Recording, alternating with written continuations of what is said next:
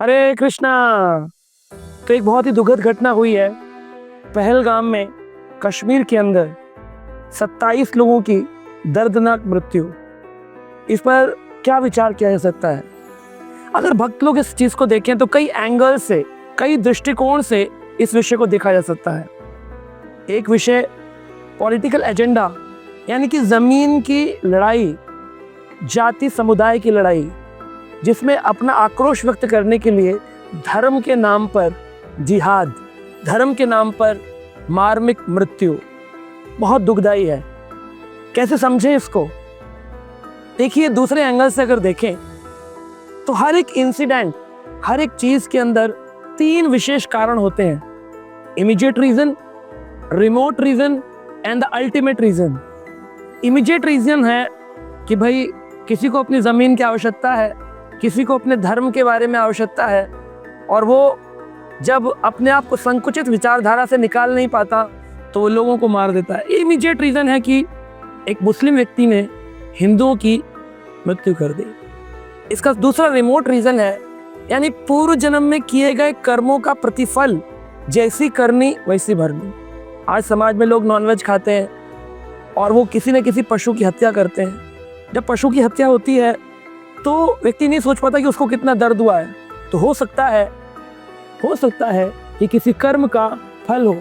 और अगर कर्म का फल नहीं भी है तो अगर आज किसी ने उस कर्म को इनिशिएट किया है, शुरुआत करी है, उसका कहीं ना कहीं फल मिलेगा। तो जिन्होंने आज मृत्यु करी है वो कल उनकी भी मृत्यु इसी प्रकार दर्दनाक मृत्यु होगी। जिसने कर्म स्टार्ट किया है उसका रिएक्शन एज इट इज अवश्य उनको मिलेगा।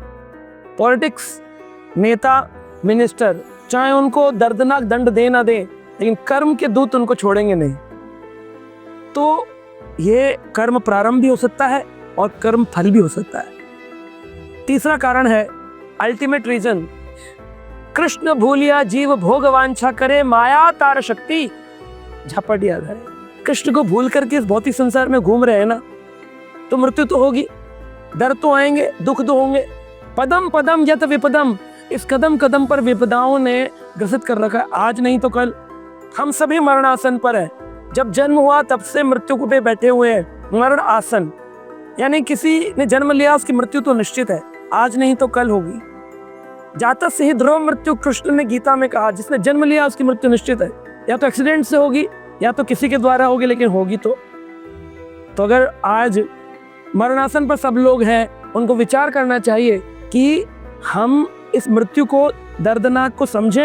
अल्टीमेट रीजन है कृष्ण को भूलने के कारण आज हम भी अपने धर्म समुदाय में एक मत नहीं है। कोई शैव है, कोई शाक्त है, कोई वैष्णव है।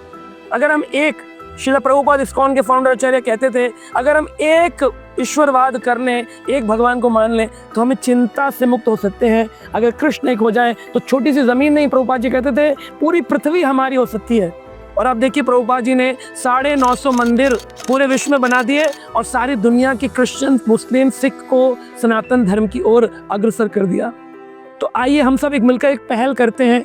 इस दुख को तो व्यक्त कर ही रहे हैं, इसके साथ साथ हरिनाम संकीर्तन निकाले जा रहे हैं, लेकिन हमें विचार करना चाहिए कि इस भावना को कि हम सब श्री कृष्ण एक भगवान, उसको सूर्य कहो, भास्कर कहो, रवि कहो या सन कहो, वो भगवान एक है। जब तक ये एक ईश्वरवाद का नारा, एक ईश्वरवाद का ज्ञान समूह सृष्टि में नहीं फैलेगा, ज्ञान के नहीं होने के कारण अशांति है और अशांति के कारण दुख है। अशांतस्य है कुतः सुखम, अशांत व्यक्ति कभी सुखी नहीं हो सकता है। तो अगर सुखी होना चाहते हैं तो अपने आसपास, अपने परिवारों में भगवत गीता रूपी ज्ञान को पढ़ाना प्रारंभ करिए। आप देखिए, ये जिहादी ये खत्म नहीं होंगे। हम लोग साइंस में कहते हैं गुड बैक्टीरिया, बैड बैक्टीरिया।